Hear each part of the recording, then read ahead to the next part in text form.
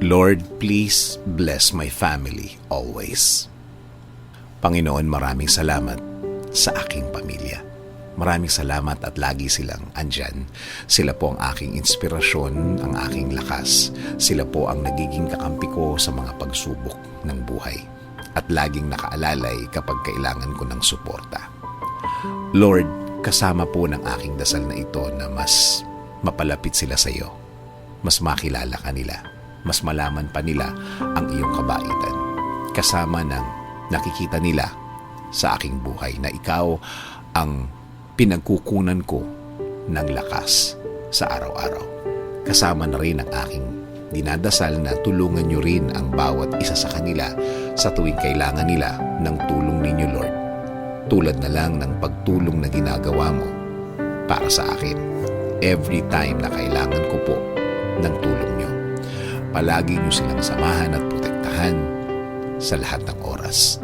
Alam ko po na napakadelikado na sa labas at kailangan nila ng proteksyon ninyo sa mga buhay nila, kasama na ang kani-kanilang mga trabaho.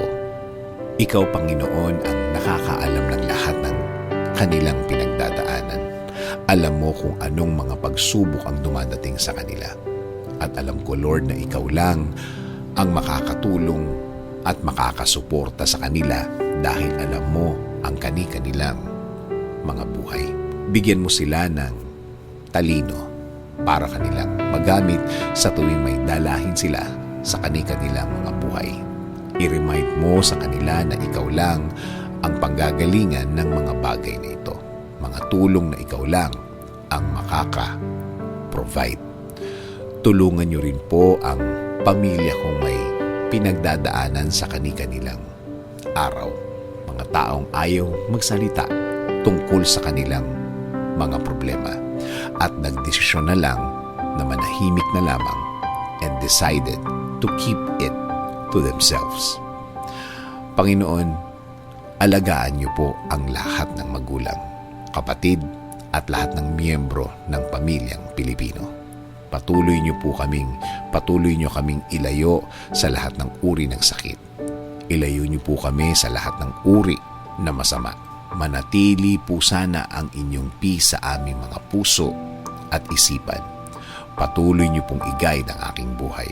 Bigyan niyo po palagi ng direksyon ang aking araw-araw at ng buong pamilya. Patawarin niyo po kami sa lahat ng aming kasalanan sa inyo, Panginoon. In Jesus' name we pray. Amen. Sabi nga sa Colossians 3:13, bear with each other and forgive one another if any of you has a grievance against someone. Forgive as the Lord forgave you.